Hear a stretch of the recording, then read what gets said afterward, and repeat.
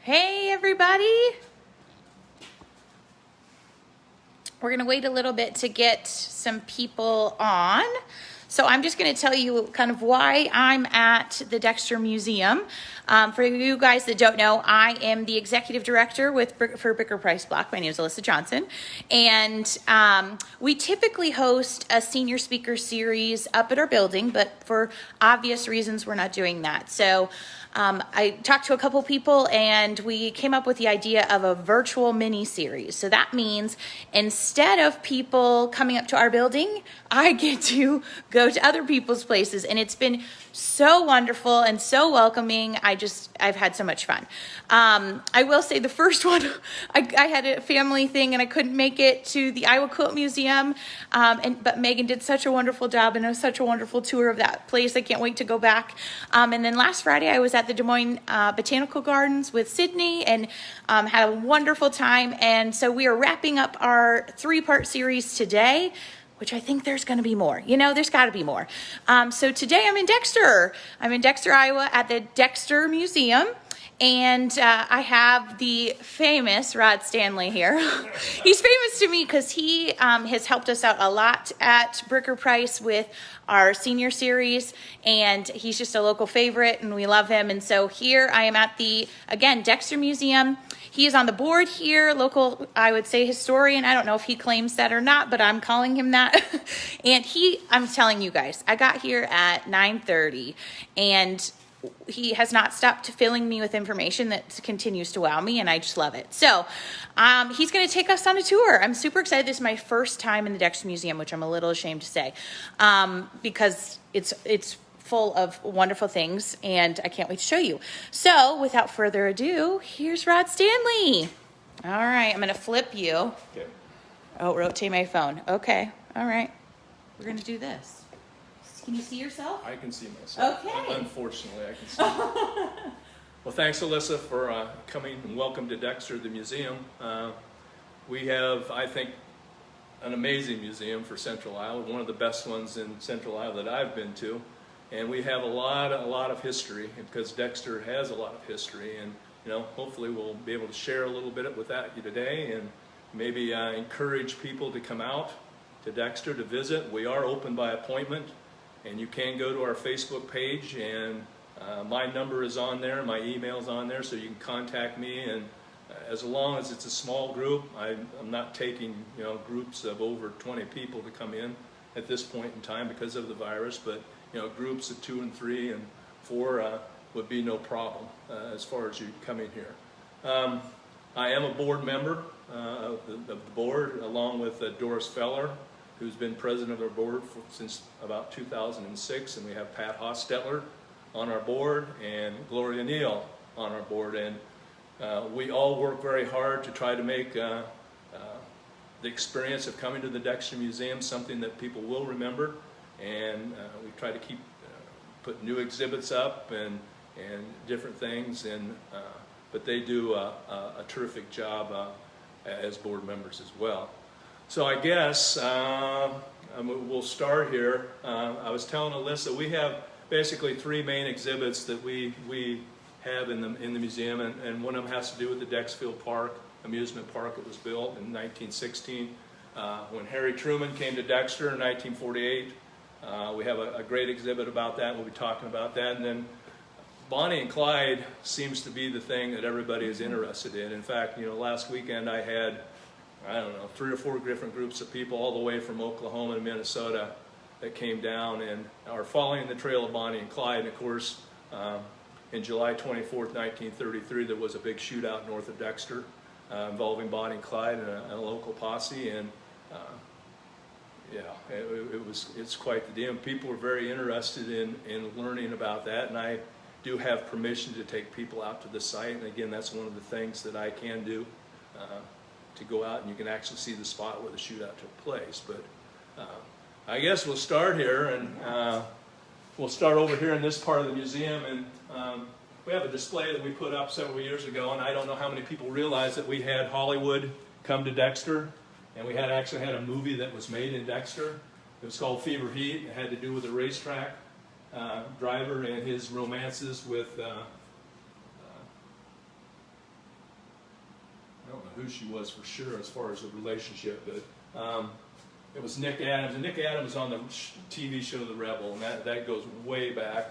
Maybe some people that are listening remember that, but I can remember that this movie was filmed on a block up from where the museum is and down the street in an old implement building. And I can remember going down there, and I was a senior in high school, going down and trying to catch a glimpse of Nick Adams or Janine Riley. Janine Riley was the female star in this, and she had been on Petticoat Junction. She was the original Billy Joe, but we mainly went down there to get a glimpse of her, but we never did. She would hide. She was in hiding. She wouldn't come out to let a bunch of teenage boys see her, I guess. But that movie took place in 1967. Most of the racing took place in Stuart and so on. And it was a really neat experience for the town of Dexter, and a lot of people don't realize that. This is our military corner, and we've got a lot of old military things, uniforms and paraphernalia. We put this exhibit up here a couple years ago about the Wilson brothers. The Wilsons lived in Dexter for a time, and for people that don't know the story, there were 5 brothers, and the 5 brothers during the war, early warriors, went off to war. Unfortunately, 3 of the brothers, Dale, Dan, and Junior, were all killed in the war. I was just telling Alyssa that Dale was shot down in the jungles in New Guinea, and his body was never found. Daniel was a pilot. All 3 of the ones that were killed were pilots, were airmen. Daniel was a pilot in the European front. He was shot down over Italy. They did find his body, and he's buried in France. And then Junior went, he was the youngest, and he went later.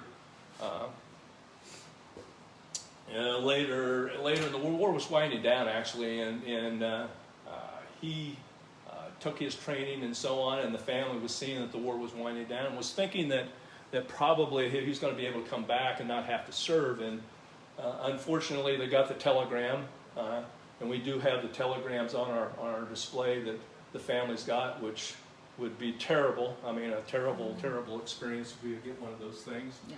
But they got the telegram that Junior had died in a training accident. He was learning to taking more training and so on, and something happened to his airplane and he crashed. So, you know, it's an unfortunate thing. 3 of the brothers were killed.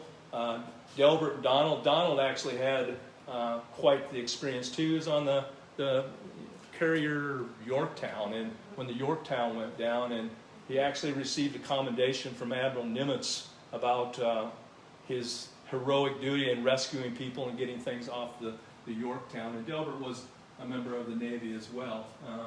But it's quite a story, and of course, if you want to go up to Minburn and visit the Freedom Rock, you'll find all 5 Wilson brothers on that. And that's the newest rock, too, right? That's the newest rock, yeah. I believe, and it's in Minburn, and you can go up and see that. There's one other story I want to just mention about, and I was telling Alyssa about this before. You know, Dale Wilson was shot down in the jungles or in the ocean off of New Guinea, and they never did find his body. They never found the airplane. There was another Dexterite that met the same fate as Dale in the South Pacific, and his name was Francis Love. And Francis escaped death once. He was shot down once and then went back and continued his duty in World War II to defeat the Japanese. He was shot down again over New Guinea, and they never found the airplane nor his body. And I think it was like in 2010, there was a group of people that went to New Guinea, and they went there for the specific purpose of finding airplanes, and they were looking for somebody else. And the natives on that island said, well, you know, there's another airplane over here that you would want to, it's an American airplane. And so they went to that airplane, and they found skeletal remains in that airplane. And also, in investigating it, they found a class ring. And this was a Dexter class ring from the class of 1936. And had the initials of FL on it.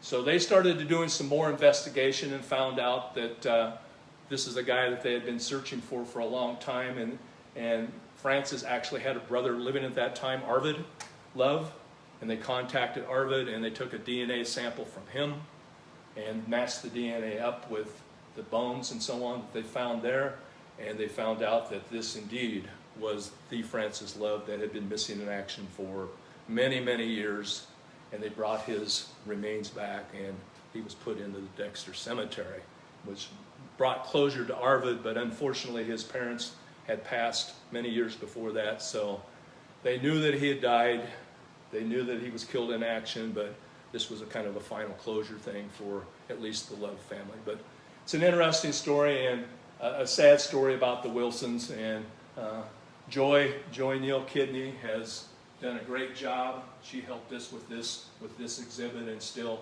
keeps the Wilson family alive in her books and blogs and so on. I do appreciate that, Joy. If we want to come on over here, this is one of our main exhibits. It's about the amusement park in Dexter, or that was actually 3 miles north of Dexter, down in the River Valley. And it was actually built in 1916. It was one of the first amusement parks built in the state of Iowa. I have to say, from 1916 to 1932, there were 400 amusement parks that were built in the state of Iowa. Iowans were looking for fun, things to do. And they had some money, so why not? Why not have an amusement park? And you know, the Dexfield Park was built around the same time as the Riverview Park was in Des Moines. The main attraction of the park was the swimming pool. Mm.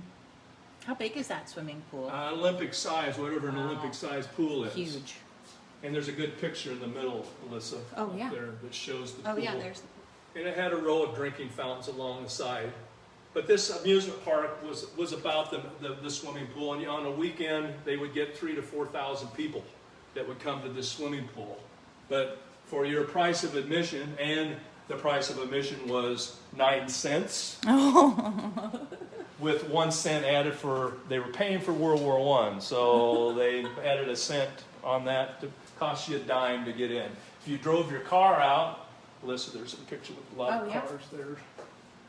If you drove your car, it cost you $2 to get your car in to park it, but you got all the things that the park had.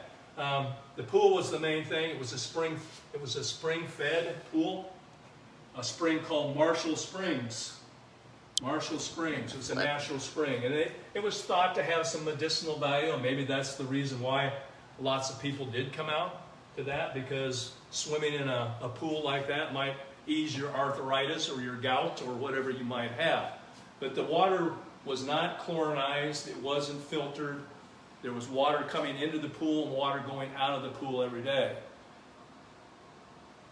But the pool was the main thing. But they had a skating rink, a dance hall.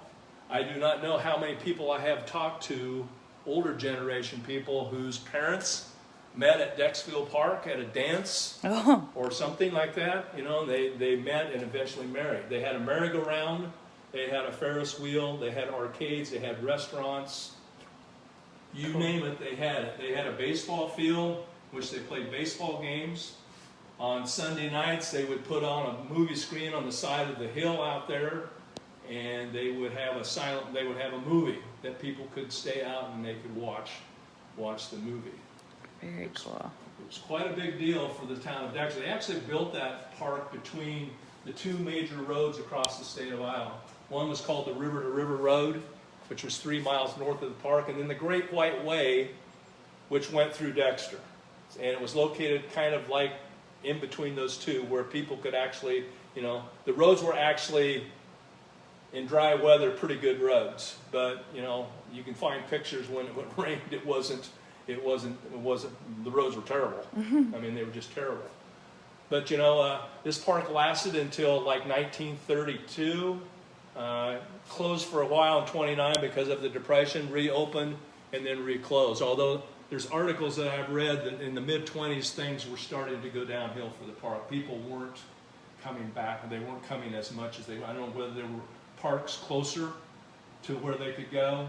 But you know, there were a lot of people from Des Moines, and some of them rode the train out, which went through Dexter, and some drove out. But the amusement park it's hard to believe when you drive out there today that was actually this was out there, and lots of people went there. Very cool. Did you show those advertisement things? Oh, no. Oh, yeah, look at those. They, like I said, you got a bang for your buck. Your 10 cents, you got your money's worth if you took advantage of it. That's awesome. If you took advantage. Joy just hopped on. You missed your tribute, Joy. Oh, we just talked about the Wilson brothers. Man, you'll have to rewatch, Joy.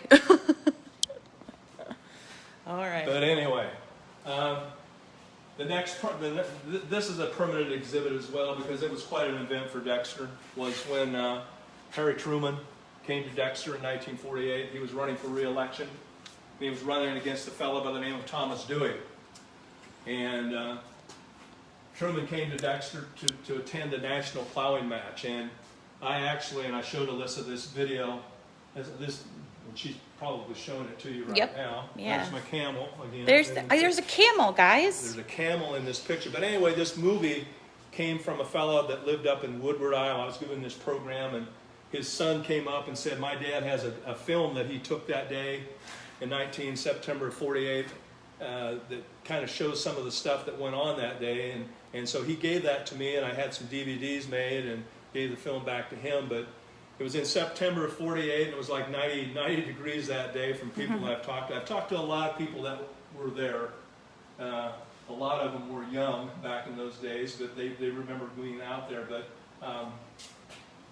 they were out there, and it was a very hot day when Truman came out to the plowing match. But anyway, going back a little bit, they asked Thomas Dewey to come out and give the keynote address, and Thomas Dewey, in so many words, told the committee that they didn't want to. He didn't want to come out to Dexter to do that, so they asked Truman, and Truman finally agreed to come out and to give the keynote speech. And this was actually his first Give 'em Hell Harry speech. And of course, the majority of the people that were there were farmers, because they had come to see the plowing match and see the festivities that went along with it.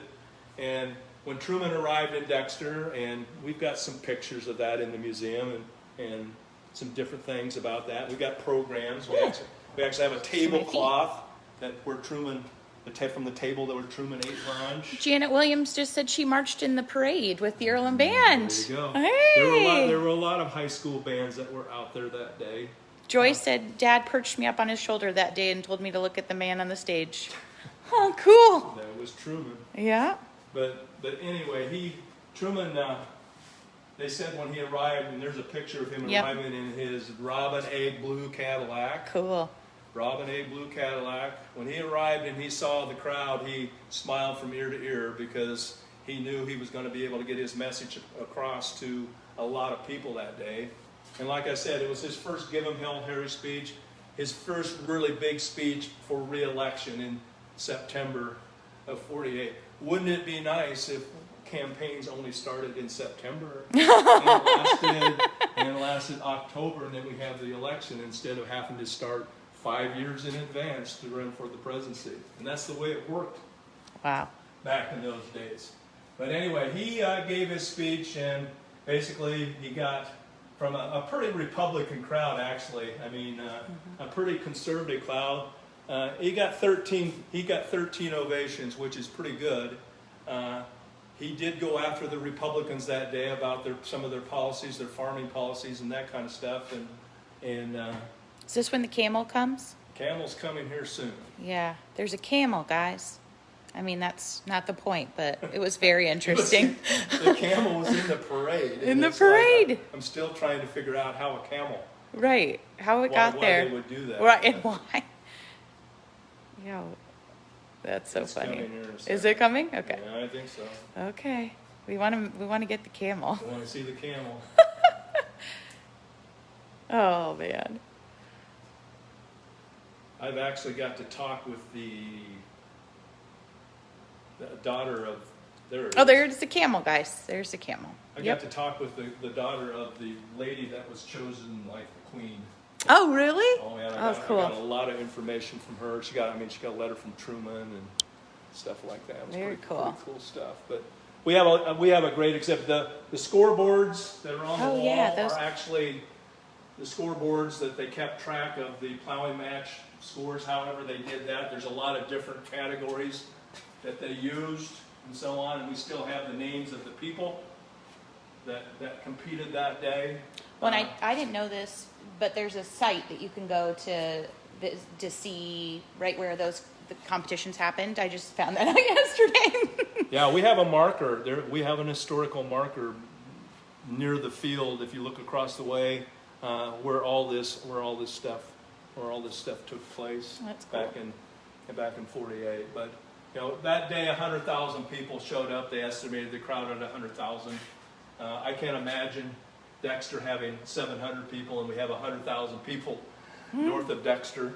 I've seen a picture here just recently of the traffic jam on Old Highway 6 of people trying to turn to go to the country road back out north of town, which is at Drew's Corner. I mean, there was a line of cars that were, went for miles. Yeah. We're waiting for people to turn to, and they did have parking places. I mean, we have a map up here that kind of outlines where things were at, and if you look on that, there are a few parking lots, and I suppose they were fields, maybe pastures, where people were able to park their cars.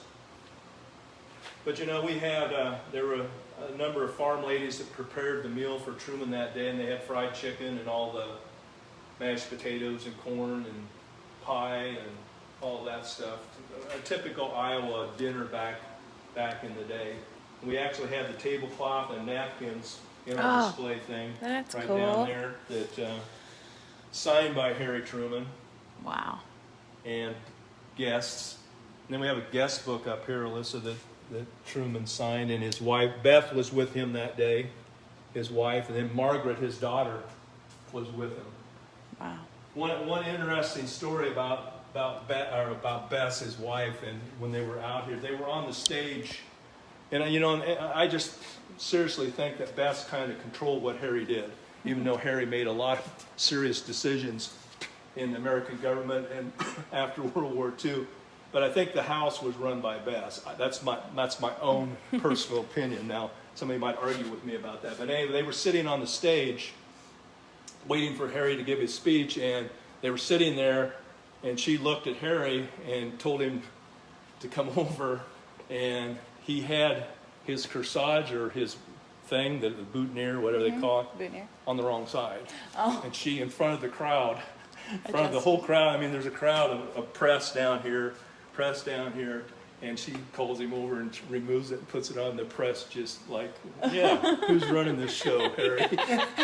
Not you. You got your boutonniere on the wrong side. So, but that's kind of a cool thing. There's a picture of Truman and then his wife and so on were there. But it's interesting. These scoreboards were found. A fellow by the name of John Bunnell, who lives south of Dexter, found these scoreboards in a corn. He was carrying down a corn crib, and he found these boards. Somebody had taken down after the contest and made a corn crib roof out of it. Oh. And instead of just burning them up, and in fact, I just talked to John Saturday. He was in that tractor ride that was here, and he said, if I would have torn it down when I wanted to, I would have hadn't gotten more of it. But he said it kind of deteriorated. But he said we saw this and started putting it together, and then they called us, and this will be up here for as long as we have the museum. These are the scoreboards that were there. Here's the picture of the scoreboards, and we got 2 of them, which is remarkable in itself.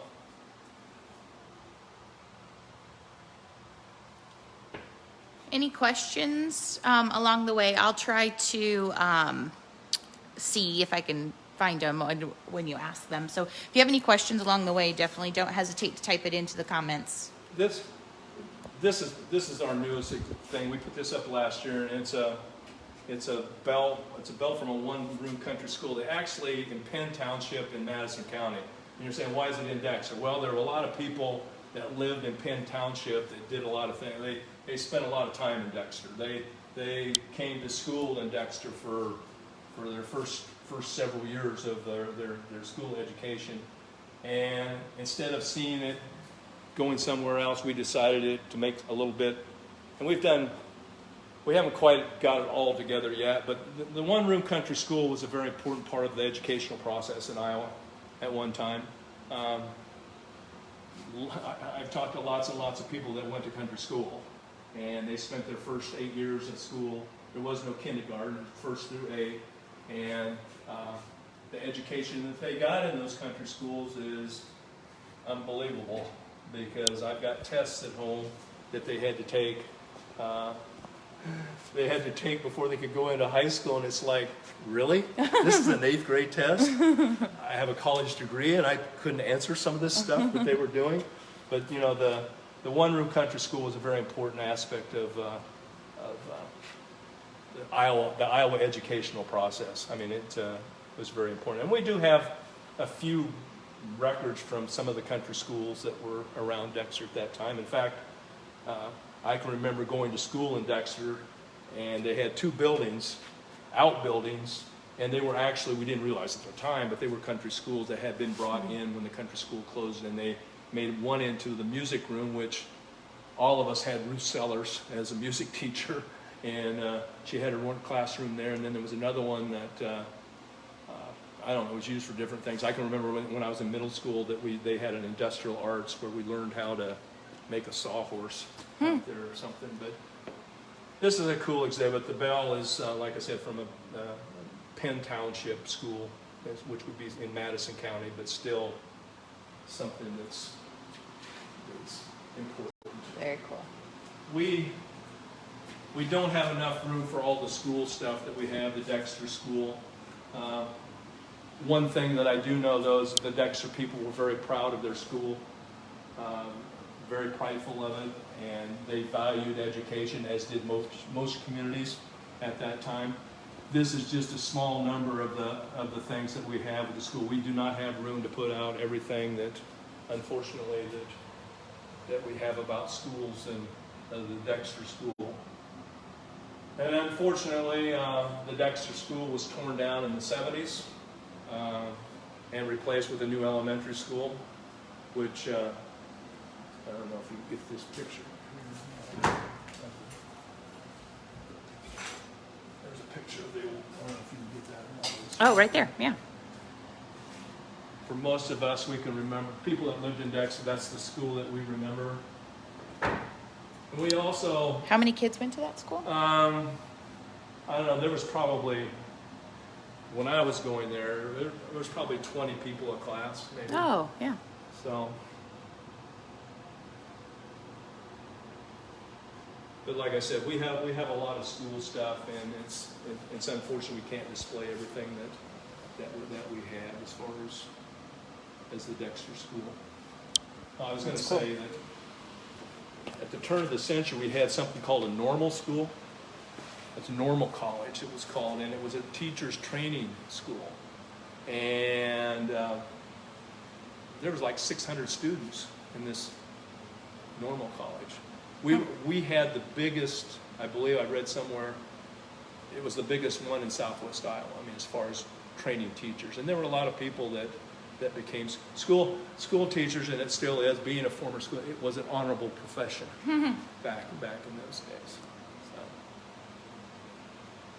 We're getting back. And Gloria Neal has done remarkable work with class pictures and getting things put together so people can come in and look at notebooks. And I mean, if they're a class of 58, I mean, she has everything organized that it's really cool, the work that she has done with that, and has made a lot of notebooks and things where it makes it easy for people if they're asking about something that you can just go to the notebook and find it, and a lot easier than it used to be. These pennants are from Dexter High School too? Yes, they are. Those are cool. Then they threw a Dexter one in there. I was going to say, I bet they did. That's what I remember. So Yeah, that's what I remember too. The last year for Dexter High School was a class of 58, 59. Oh, okay. That was, and then we reorganized with Redfield and became Dexfield, and then all my Earlham friends all my people that lived out south, Mike Wells, Bob Nevitt, those people, they all went to Earlham, and people like Dave Hurst and some other, the Hurst family, they went to Stewart, and I mean, it broke up the district. But, and then we went to Redfield which was quite traumatic at the time. Yeah, I bet. Yeah. This display is about Dr. Osborne, who was a longtime doctor. This is actually stuff that was in his office. His wife, who just passed here recently, Wanda, donated this stuff. Of course, Dr. Osborne, and we'll talk more about this later, Dr. Osborne and Dr. Chapler came here in 1933, and they had their clinic uptown to begin, or one of their clinics uptown. Where the library is now is where their clinic was at. And they were the doctors. Is this it right here? They were the doctors that treated Buck and Blanche when they were captured at the shootout north of Dexter Cool. in 1933. They were the ones that examined those two outlaws and found out that Buck had been shot in the back, and they had to take him up to King's Daughter Hospital in Perry, where they operated on him and took the bullet out. But all this stuff is from his office. It's interesting, the black bag, I don't know if you see the black bag now, Oh, yeah. that doctors used to carry for house calls. Yeah. Might add here that Bonnie and Clyde would case out doctors if they knew, and I'm sure that they might have done the same thing with Chaplin and Osborne, but they would break into their cars because the doctors would leave his black bag, and they would steal the black bag because it had medicines. Oh, yeah. Because a lot of the time, or most of the time, they did have injuries from various instances with the law. Yeah. But, you know, at one time, Dexter had a hospital. Gloria somewhere has a book that has all the people that were born in Dexter, or born in delivered by Osborne or Chapler. And it's a book about this thick. I was delivered by Dr. Osborne in 1950, as were a lot of my fellow classmates and fellow Dexterites, and a lot were delivered by Dr. Chapler. And I always tell people, and if you're from Dexter and my age, that you were either a Chapler person or you were an Osborne person. And I mean, we were an Osborne person. We always wanted to go to Dr. Osborne, and we would go to Chapler, but we didn't feel comfortable going, even though, I mean, it was probably no difference, I mean, Right. as far as the care or whatever. But it was that way with most people in Dexter. But the hospital, very proud of the hospital, was built, I believe, in 1960. But Osborne and Chapler retired, I believe, in 1982. The hospital closed like around that time too, when people started going to Des Moines and so on to by ambulance or by whatever the case might be. But Very cool. yes, this brings us to our last permanent exhibit, and we'll go back there too. Okay. But anyway, this is the reason why most of the people that come to the Dexter Museum, this is the reason why they come to the Dexter Museum, and it's about Bonnie and Clyde.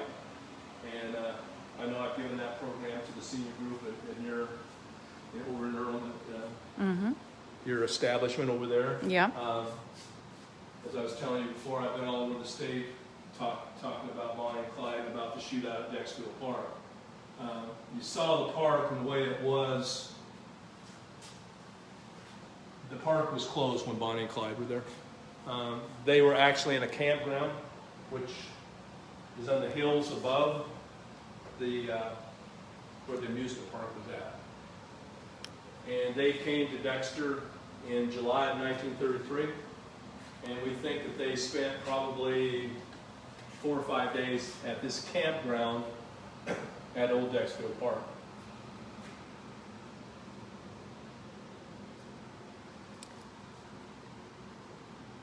They had just came up from been involved in a shootout in a place called Platte City, Missouri. And there were 5 people in the gang, Bonnie and Clyde and Buck and Blanche, a teenager, W.D. Jones. And Buck had been severely wounded in that shootout at Platte City. And in fact, he had like a 4-inch piece of his skull blown away.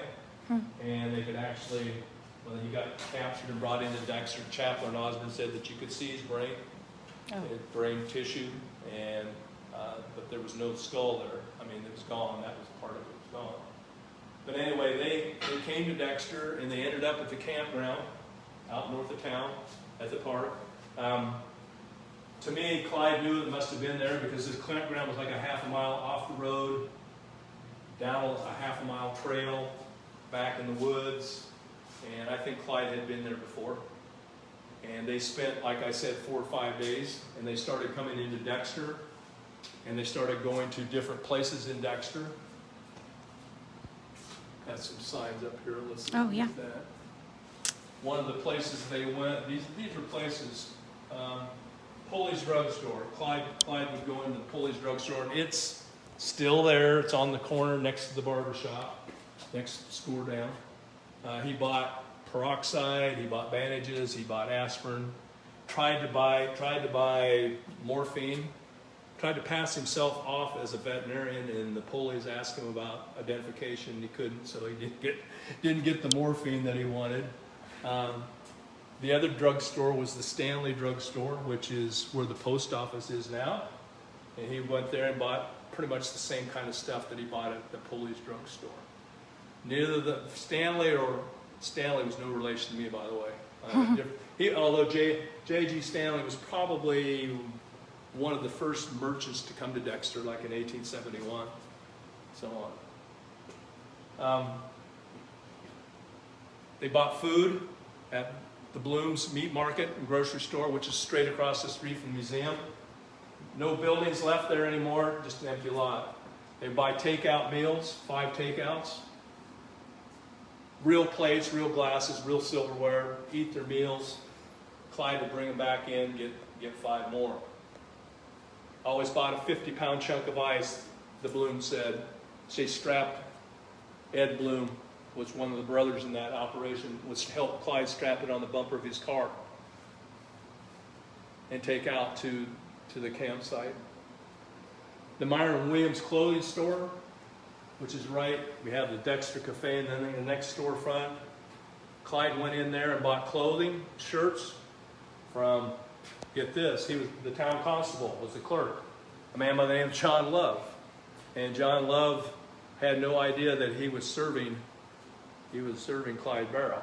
Interesting story that John told about that. He said that this guy came in and came up to the counter and told John that he needed to buy some shirts. And John told him he had like 3 or 4 different kinds of shirts. And he said, this guy looked at me and said, I want Arrow shirts. And a lot of time my audiences, when I give this, don't get Arrow. The older people do, but Arrow were the most expensive brand. And they were $1, and John told this guy, he said, they're $1.25 a piece. And he said, this guy said, I don't care how much they cost. Give me size 14 regular. And so John got his shirts, and he bought a couple other things, and came time to leave, and John asked this fella, who was Clyde Barrow, if he wanted them wrapped up, a package. And this guy said, yeah, I do that. And he said, John turned around, he said, and I always wore my badge and my pistol on my left-hand side. And he said, it must have showed because this guy got really, really nervous. And he said, just give me my stuff and here's the money. And out the door they went. And John Love didn't realize that he had served one of the most wanted men in the Midwest, a guy by the name of Clyde Barrow. And John really didn't think too much about that at the time. The guy that found their camp is this fellow right here. You might get a close-up of him. A fellow by the name of Henry Nye. Henry Nye was out by the Dexfield Park. By this time, the park had closed. And Henry Nye was out in that park area hunting blackberries. And he came across the Barrel Gang's camp. And he saw bloody bandages, bloody shirts, and so on. It bothered him, so he called John Love up and told John about these people that were camping there. And he said, you need to come out and run these people off. And John said, I can't because it's none of my jurisdiction. And so he said, I will come out with my binoculars and maybe we can get close enough to see who they are. And so they did do that. They saw 5 people and 2 cars. Now, the Barrel Gang had been to Perry and bought and stolen another car from the Stoner family up there, so they had the 2 cars. And then John said, well, maybe I better call the county sheriff, which he did. And he called the county sheriff, a man by the name of Clint Nee. And then Clint Nee came over the next day, which would have been on a Sunday, and they organized a posse. How many people were in that posse? I don't know. It seems like every time I turn around, I have somebody come into the museum and tell me my grandfather or an uncle or somebody was in the posse. I do not doubt that they probably were. But I'm guessing probably 50 to 75 people were in that posse that day, or that next morning. They organized their posse at a place called Webb's Lunch Stand. That's a picture of it. And that was where the Casey store, there was a standard station there.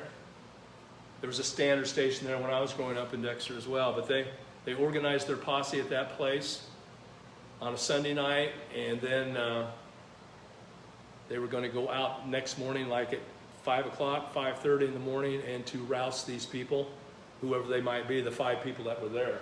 They did not know that it was the Barrel Gang. They had a thought that it might be, but they didn't know for sure that it was the Barrels they were going to be up against. So they went out there the next morning. They blocked off the trail going down to the campground.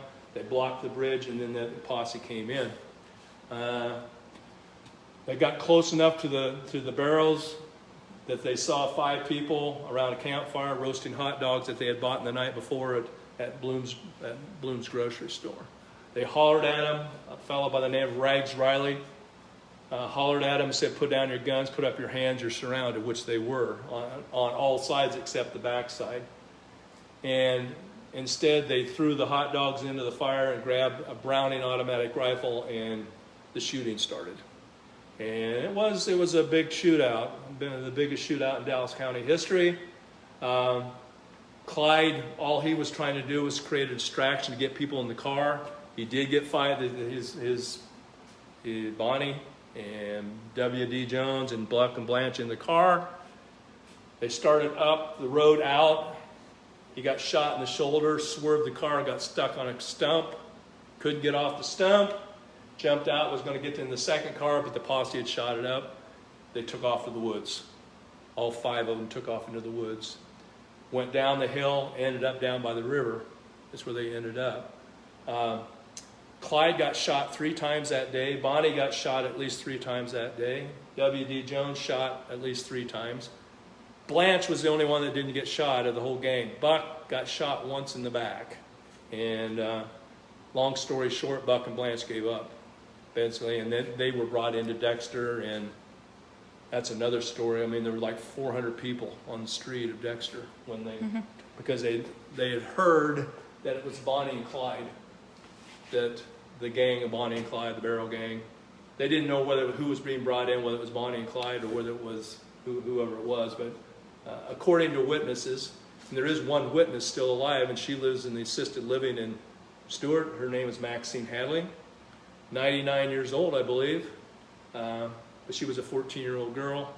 Her story was that she was close enough that she would have been able to touch Buck and Blanche when they brought them in. And she said the thing that I remember the most about that was that when they walked by me, that they smelled. I said, "They smelled?" And she said, "Yeah, they stunk." And I was trying to figure out what that was for a long time. And eventually they had to take Buck up to Perry to operate on his back, take a bullet out. And then the FBI showed up, and the FBI in his report, which I have at home, talked about when he walked into Buck's room, he said, "The smell about knocked me down." I'm thinking, what the heck? What's going on here? And come to find out that head wound that Buck had, he got part of his head blown off down Platte City. The skin and the flesh around that head wound on this right-hand side was gangrene. It was deteriorating. I mean, and that was what Maxine smelled, and this is what the FBI. But Buck died 5 days later. They took the bullet out of his back, but he died 5 days later. And they took Blanche. They took Blanche to Adel, and then they took her to Des Moines, and then she was extradited back to Missouri, and found guilty of her charge against Blanche was attempting to kill the sheriff of Platte County, Missouri. And she got 11 years in prison, and she served like 5 of it. Came out and basically didn't commit any other crime the rest of her life. But the shootout north of town was that was a big deal. And of course, Bonnie and Clyde did escape across the river. They ended up at a farm owned by a fellow by the name of Valley Feller. And Marvell Feller, this is Marvell's story was, you know, they were going down to get the cows. And he said he saw this guy come out of the cornfield. He said, my dog was over by the fence barking at this guy, and this guy hollered at Marvell and said, call the dog off, I'm going to kill him. Marvell ran over. He said, I didn't know who this guy, he was like short guy, covered with mud and blood, he had blood all over him. And he said, the guy pointed a gun at him and said, you know, do you have any cars? The laws are shooting the hell out of us. Do you have a car? And Marvell said, I have 3 cars. He said, but only one runs. And Clyde said, that's good enough for me. And he turned around and gave a whistle, and here comes the teenager, W.D. Jones, carrying Bonnie out of the cornfield. They walk up to the farmstead.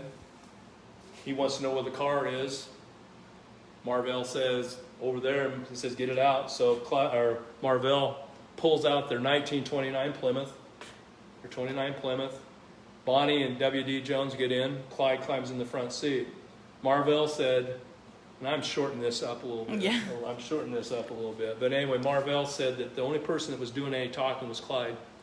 And Clyde was apologizing basically for having to steal their car.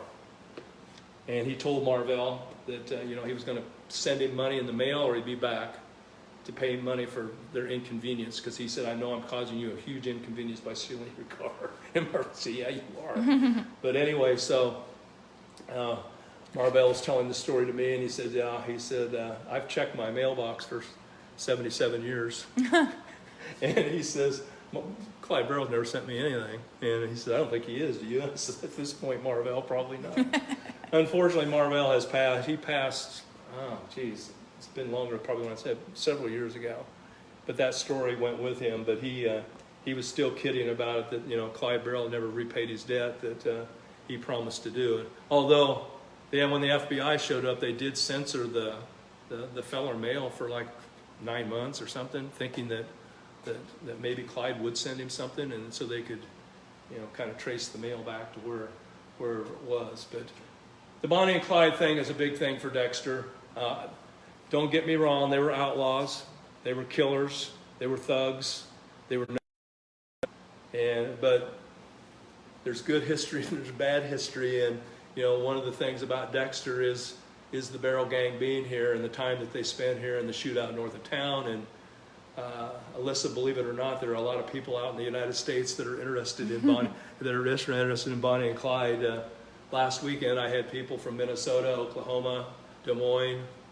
I've had people from England. I've had people from Scotland that have come made a special trip to the Dexter Museum to learn about the story of the shootout north of town. And I still take people out there. It's private property, but the people who own the property know the significance of it and have cooperated with me, and I appreciate that, of allowing people to go out and to view the site where the actual shootout took place. And it's pretty exciting. Actually, I get excited every time I go out there to visualize what happened out there on that day in 1933. I've got to say this, well, you got me on air. This Henry Nye fella, if you remember, he was hunting blackberries. And it was close to where the barrels were camped out. I was out there last Friday, and I had been out to that site 50 times probably with different people. And I was walking around places where I hadn't walked before. And guess what I found? What? A blackberry patch. I found, and I said, is this the blackberry patch that the infamous Henry Nye picked in? Oh. And those plants, I mean, they come back every year. Yeah.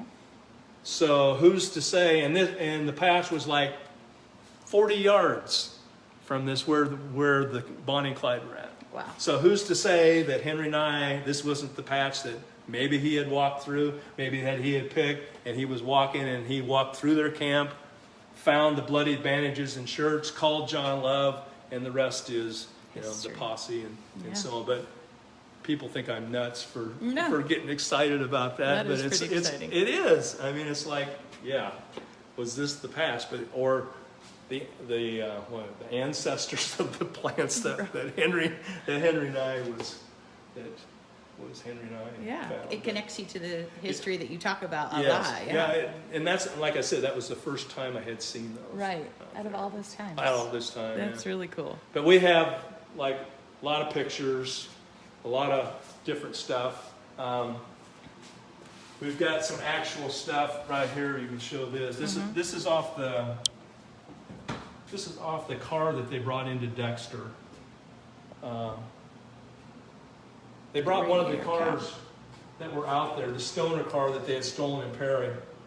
And that's the radiator cap off that car. How it got there, and I gotta talk about this in case my friend Ted Lineker, I don't know whether Ted has Facebook or not, but Ted donated that. His dad, there used to be a car dealership in Dexter, Alyssa, believe it or Really? not. A Pontiac dealership. Oh. That was owned by the Soulgrove family, and it was up a street and down a block was where it was at.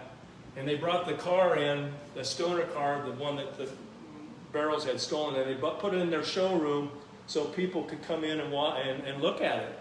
And because this is the Barrow car, this is the Star, it's got bullet holes in it, and da-da-da-da. And lots of people in Dexter went and looked at it. One of the people that went and looked at it was a fellow by the name of Franz Lineker, who was Ted Lineker's father, and mother came in. And while Franz Lineker was there, he walked up to the car, and he looked at it and was looking at it, and he unscrewed the radiator cap on it and put it in his pocket. Oh. Stolen. Oh. Stolen. Well. And for the next 70 years, it was in the Lineker cupboard. And so one day, here comes Ted in with this radiator, and he said, "This is off that car that they brought into Dexter that the Barrows had stolen. Do you want it?" And I said, "What do you think?" Yeah. And so so that's the actual radiator cap off that car that was out there that the Barrows had stolen, which is pretty cool stuff in my opinion. But this other stuff, we had the diggers. It's on the National Geographic Channel with the metal detectors. I spent two or 3 days with them out there at the site. And this is the stuff that they found at the campsite. And a lot of, heavy-duty ammunition and a lot of, and it's all, they had a guy out there that could time date all this stuff. And this is all from the 30s. So this could have been some of the stuff that from the posse or from the Barrows or whatever that they found out there. Wow. The thing that makes me think that it might be is those buttons up there, because the Barrows were burning clothes, and they found like 5 or 6 of those buttons in one spot. And this is now a pasture. It used to be was timber and so on. But what are the odds of finding 5 buttons in one spot in the middle of a pasture? Right. Well, what are the odds? Slim. Yeah. Yeah, you're right. That's it crazy. Is slim. But it makes me wonder if that wasn't where the campfire was, where they were burning stuff and the buttons fell into the, I don't know. Only speculation, I guess. But it was actually, we found it on Feller property out there. Not where we thought the site was, but I've kind of changed my mind about where that was at. But anyway, Bonnie and Clyde's a big deal for Dexter, and always will be, no matter if I'm here or whoever. So hopefully somebody will pick up the slack when my time comes to retire or whatever from this. But anyway, but some of the other stuff that we have back here, we talked about this. The railroad was important for Dexter. 120-year-old lantern. That's actually, I donated that to the museum. I bought that at a sale. But the Rock Island was a very important aspect of Dexter. As we were saying before we went on air here, that it was, without the railroad, Dexter, there probably wouldn't have been a Dexter. I don't know that for sure. But pictures of the old depot. That picture of the streamliner there, that's the rocket that went through Dexter. I was telling you, the eastbound came through at 5 minutes to 1 and in the afternoon, and the westbound came through about 9 o'clock at night. I can remember as the brothers and I watching that train go through and seeing people sitting in their seats and wondering, just where in the hell are you going? You know? This is a really cool map. That is cool. Donated by my first grade teacher, Miss Bookout. She was my first grade teacher. Really nice lady. That shows all the railroads in Iowa in 1911. Wow. Which you can see railroads played a pretty darn important part of in Iowa history. I don't know if all of them are bike trails now or not. They might all be bike trails. But, and then this map up here, I like this map too, because it's got all the, you had to register your highway to get it named, and all these roads are named roads in Iowa. Of course, we have the Great White Way came through Dexter, not where the highway is now. It actually came through Dexter and went south down Marshall Street and then back down. It ended up going past the cemetery. If you're ever at the cemetery, before you get there, there's a bridge that you cross. It crosses Jim Creek. We used to call it Jim Creek. Actually, the official name is North Branch, I guess, but we always called it Jim Creek. I don't know why we call it Jim Creek. Somebody named Jim drowned. Well, we heard. That's so we called it that.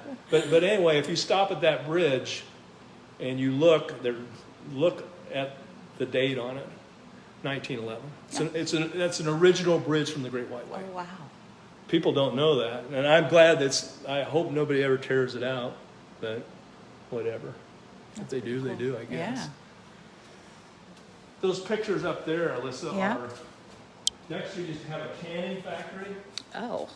out east of town. It was on the railroad where they canned sweet corn. Sweet corn, I think they canned other stuff too, pumpkin maybe, Wow. stuff like that. Quite an operation for several years. Both my grandpa Stiles and my grandma Stiles both worked in that restaurant, or not that restaurant, that canning factory. Yeah. Joy, this story right here. Joy. That's another Joy story. Maybe she's with us on That's here. another Joy story about her mom and aunt working, not going to school for the first couple of weeks, I think, in their senior years, to work in the canning factory so they could earn money to buy class rings. Oh, wow. Priorities, I get it. Quite a story. Of course, Joy is quite the storyteller. Yes. Just about as good as me. Right. Just about. Both have been up at Bricker Price, so yes, we. Just kidding, Joy. Right. Most of this stuff came from a blacksmith that lived in Dexter. His name was Jim Meister, and there's a lot of we have in storage. We don't have all the. But this was back in the day when if you had to have something made or something built or whatever the case might be, you didn't go to the store and say, "Give me this part for this and that." You went to the blacksmith. And you had them make you a part out of steel and so on. But Jim lived on the southeast side of Dexter. I can remember Jim and Roxy Meister were still alive when I was growing up, and they donated this stuff to the Dexter Museum, and we have some work to do on it. I mean, as far as putting maybe some more stuff about it and that kind of thing, but. Long story short here, the family eventually donated